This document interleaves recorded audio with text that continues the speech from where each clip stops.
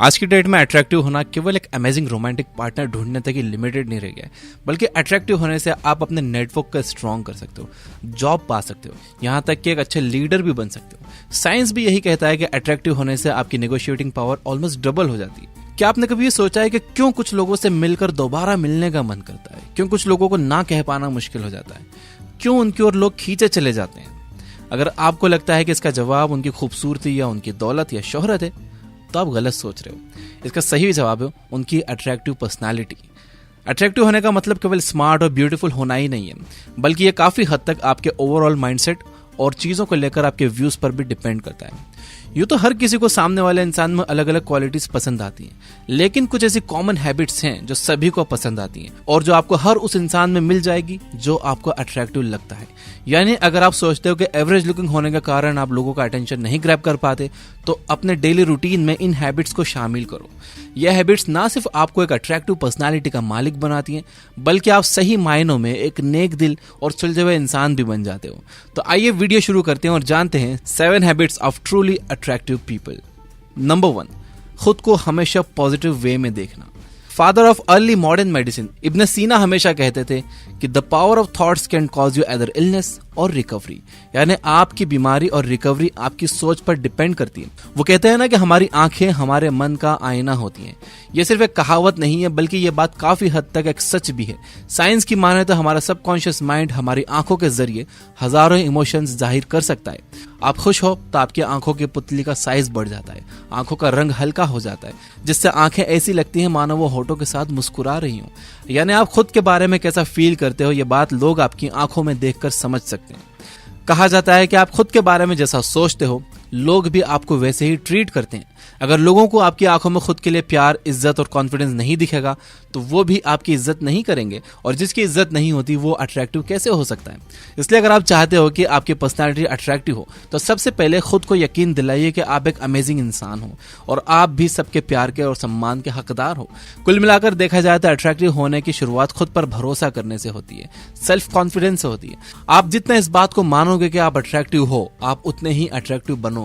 वहीं आप खुद के बारे में जितना नेगेटिव सोचोगे, लोग आपको उतना ही बड़ा लूजर समझेंगे।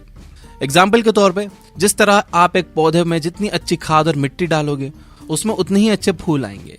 वैसे ही अगर आप अपने माइंड में जितने ज्यादा पॉजिटिविटी लाओगे, आप उतने ज्यादा निखर जाओगे। अपने बारे में पॉजिटिव फील करने के लिए आप 2 काम कर सकते हो।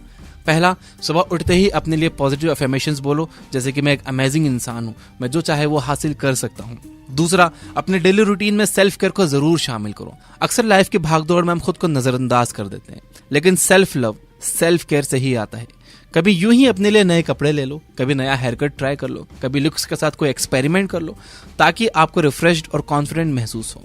ये इसलिए जरूरी है ताकि आप हर बार आईने के सामने खड़े होकर खुद को डिसग्रेस करने के बजाय खुद से प्यार करना सीखो। सेकेंड हैबिट, फेलियर और डिफिकल्टीज में भी अपनी कंसिस्टेंसी बरकरार रखना। वो एक चीज जो हमारी लाइफ, हमारे एक्शंस और डिसीजन मेकिंग एबिलिटी को सबसे ज्यादा अफेक्ट करती है, वो है हमारे इमोशंस। कई बार लोग इमोशंस में आकर कुछ ऐसा कर जाते हैं कि बाद में उन्हें काफी क्रिटिसिज्म झेलना पड़ता है। इसलिए जितना जरूरी अपने इमोशंस को समझकर उन्हें एक्सेप्ट करना है, उतना ही जरूरी ये समझना भी है कि ये इमोशंस टेम्पररी हैं, यह हमारी किस्मत डिसाइड नहीं कर सकते। जो लोग ये बात समझते हैं, वो खुद को नेगेटिव और टफ सिचुएशंस में भी ग्रेसफुली संभालते हैं और अपनी कंसिस्टेंसी हमेशा बरकरार रखते हैं। यह हैबिट आपकी पर्सनैलिटी की स्ट्रेंथ को शो करती है और लोग स्ट्रेंथ से काफी अट्रैक्ट होते हैं। चाहे आप गुस्से में हो, आपका दिल टूटा हो, आप होपलेस या दुखी महसूस कर रहे हो, लेकिन आप इन नेगेटिव इमोशंस को कभी भी अपना दिन ना खराब करने दो।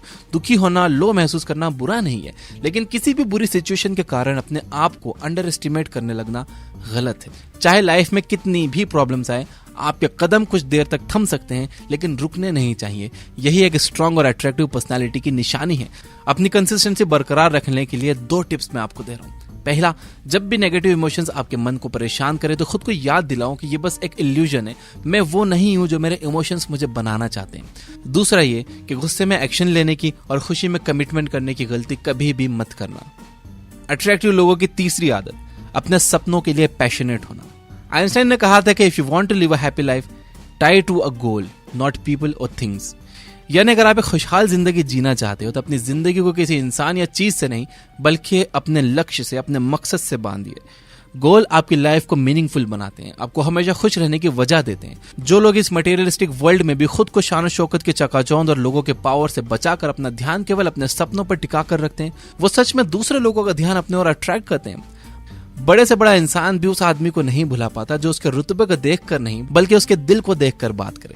आप खुद ही सोचिए कि एक ऐसा इंसान जो इस बात की परवाह किए बिना कि ना जाने कितने लोग उसके सपनों के खिलाफ हैं, उससे नाराज हैं, केवल अपने गोल्स के बारे में सोचे, वो भला अट्रैक्टिव क्यों ना होगा। स्वामी विवेकानंद जब वर्ल्ड पार्लियामेंट ऑफ रिलीजन में सादे कपड़ों में गए थे तो उनकी पर्सनालिटी के आगे बड़े से बड़े सूट बूट पहने स्पीकर भी फीके पड़ गए थे। इसकी सिर्फ और सिर्फ एक वजह थी, वो ये कि उनकी बातों और एटीट्यूड में यह साफ था कि वो विश्व शांति के अपने गोल के लिए कितने फोकस्ड हैं। उन्हें ना अपने अपीयरेंस की परवाह है, ना ही इस बात की कि लोग उनके बारे में क्या सोचेंगे। तो चाहे लोग आपसे कहते रहें कि तुमसे ना हो पाएगा, लेकिन अपने फोकस से उन्हें दिखा दो कि आप ये कर सकते हो। जो लोग अपने आसपास की हर नेगेटिव टॉक को मोटिवेशन में बदल पाते हैं, वो लोग अपने पैशन को जरूर परस्यू करते हैं। और जब भी आप वो काम करते हो जिसके लिए आप पैशनेट हो, तो आप इमोशनली और मेंटली रिलैक्स्ड हो जाते हो। और जब आप मेंटली रिलैक्स्ड होते हो तब आप फिजिकली ग्लो करते हो, और वो ग्लो दुनिया में किसी को भी अट्रैक्ट कर सकता है। तो इसे कैसे करें? अपनी खुशियों के लिए लोगों और मटेरियलिस्टिक चीजों पर डिपेंड होना छोड़ दो। ये चीजें आपकी खुशियों को बढ़ा जरूर सकती हैं, लेकिन हैप्पीनेस की असली शुरुआत तब होती है जब आपकी लाइफ में कोई गोल हो, कोई पर्पस हो। इसलिए चाहे आप एक होम मेकर हो या बिजनेस मेकर या एक हार्ड वर्किंग एम्प्लॉय, अपनी लाइफ को एक पर्पस जरूर दो। फिर चाहे नया घर खरीदना हो, नया बिजनेस एक्सपेंशन हो, या अपने किचन में नई डिश बनाना, लाइफ में गोल जरूरी हैं ताकि आप नेगेटिविटी से ध्यान हटाकर अपने पर्पस पर फोकस कर सको और लाइफ की असली खुशियों को एक्सप्लोर कर सको। नंबर 4, हमेशा नई चीजें सीखने के लिए तैयार रहना। कुछ लोग ऐसे होते हैं जो किसी भी नए एक्सपीरियंस के लिए ना नहीं कहते, जो कुछ नया ट्राई करने में, सीखने में हिचकिचाते नहीं है। ऐसे लोगों को हर किसी की नजरें नोटिस करती हैं, क्योंकि आमतौर पर लोग कुछ नया ट्राई करने से पहले 100 बार सोचते हैं। उन्हें यह डर लगा रहता है कि उन्हें अपने कंफर्ट जोन से बाहर आना पड़ेगा, इसलिए वो सारी उम्र लकीर के फकीर बन के रहते हैं। लेकिन जो लोग खुले दिल और दिमाग से नई चीजों को वेलकम करते हैं, वो बड़ी आसानी से किसी भी स्किल को सीख लेते हैं। और अगर एक बार कुछ सीखना शुरू किया तो फिर जब तक सीख नहीं लेते, पीछे मुड़कर नहीं देखते। अगर आप नई पॉसिबिलिटीज के लिए हमेशा तैयार रहते हो तो लोगों को आपसे बात करके अच्छा लगेगा। जो लोग लाइफ में हमेशा कुछ ना कुछ नया सीखने में लगे रहते हैं, उन्हें अक्सर लोगों की रिस्पेक्ट और अटेंशन मिलती है। ये कैसे करें? जब भी कोई आपसे किसी नई चीज को ट्राई करने या स्किल के बारे में कहे तो ना कहने से पहले एक बार सोचो, उसकी बात सुनो, शायद आप ये कर सकते हो। देखते ही देखते आपको नए एक्सपीरियंस की आदत पड़ जाएगी। और दूसरी बात, आप सब कुछ नहीं जान सकते, इसलिए दूसरों की हेल्प लेने में घबराओ मत। जो लोग दूसरे से सीखने के लिए तैयार रहते हैं, उनके स्किल सेट तो बढ़ती है, साथ ही साथ लोग उनसे बड़ी आसानी से घुल मिल जाते हैं। और जो लोग परफेक्ट नजर आते हैं, लोग उनसे कतराते हैं। जो लोग दूसरे लोगों की तरह ही दिखते हैं, लोग उनके साथ ज्यादा फ्रेंडली होते हैं। नंबर 5, इमोशनली किसी पर भी डिपेंड नहीं करना। जो लोग अकेले रहने से डरते नहीं है, वो अपने सॉलिट्यूड को एंजॉय करते हैं। उनकी पर्सनालिटी बहुत मैग्नेटिक होती है। अक्सर लोग हंसने के लिए किसी का साथ और रोने के लिए किसी का कंधा ढूंढते हैं, और नहीं मिलने पर अपनी ही सेल्फ वर्थ पर सवाल खड़े करने लगते हैं। और जैसा कि हमने पहले डिस्कस किया कि बिना सेल्फ वर्थ के आप अट्रैक्टिव हो ही नहीं सकते। आपको खुश करना, आपकी जरूरतों का ख्याल रखना किसी की ड्यूटी नहीं है। आपको अपनी हर जरूरत खुद पूरी करनी पड़ती है। अपनी लाइफ में सेटिस्फेक्शन लाना आपकी अपनी जिम्मेदारी है। आपके माँ बाप, आपका पार्टनर, आपके दोस्त सभी एक हद तक ही आपकी हेल्प कर सकते हैं। अपनी हालत का जिम्मेदार किसी और को ठहराने वालों को कोई पसंद नहीं करता।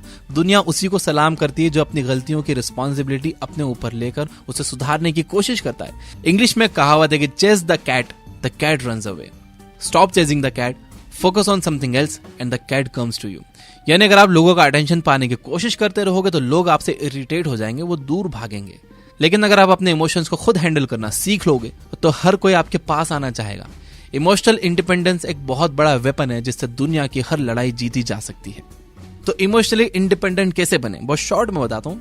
टाइम पर दुनिया की भीड़ भाड़ से खुद के लिए 1-2 दिन का सॉलिट्यूड प्लान करो, जहां सिर्फ आप और आपके इमोशंस हो, ताकि आप अपने हर इमोशन को टाइम दे पाओ और ये समझ पाओ कि आप लाइफ से क्या चाहते हो। आप जितना ज्यादा सॉलिट्यूड एंजॉय करोगे, आपको खुद को समझने में उतनी आसानी होगी। और जो इंसान खुद को समझता है, वो दूसरों को भी आसानी से समझ सकता है और हर किसी को अपनी ओर अट्रैक्ट कर सकता है।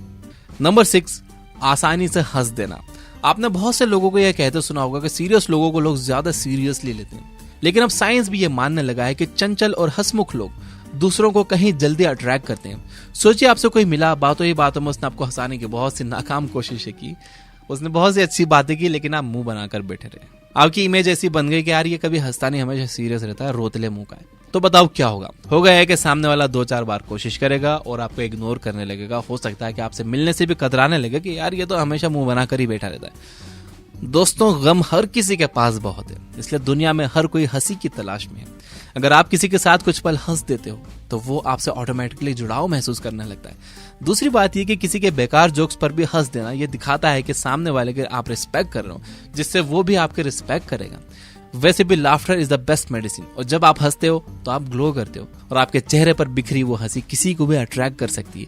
आपकी हंसी इस बात का सबूत है कि आप कितने जिंदा दिल हो, कितने फन लविंग हो और कितने इजी गोइंग इंसान हो। एक ऐसा इंसान जिसके आसपास हर कोई रहना चाहता है। इसे कैसे करें? अपने मन पर लगे ताले खोलो, अपने माथे की सुकड़ी हुई मसल्स को रिलैक्स करो और मुस्कुराओ। एक प्यारी स्माइल से ज्यादा खूबसूरत और कुछ नहीं है। नंबर 7, लोग आपसे आसानी से रिलेट कर सकते हैं। अनजान शहर में अपने शहर के किसी का मिल जाना, अपने स्कूल के किसी पुराने स्टूडेंट का मिल जाना, एक जैसी पसंद का होना, ऐसे ही कई बातें हैं जिससे आप दूसरों से रिलेट करते हो। जब आप किसी के साथ रिलेट कर पाते हो तो आपके दिल में उसके लिए सॉफ्ट कॉर्नर बन जाता है। यानी अगर लॉजिकली सोचा जाए तो आप जितने ज्यादा रिलेटेबल होगे उतने ज्यादा अट्रैक्टिव होगे। लेकिन कोई आपसे तभी रिलेट कर पाएगा जब आप वो बने रहोगे जो आप असल में हो।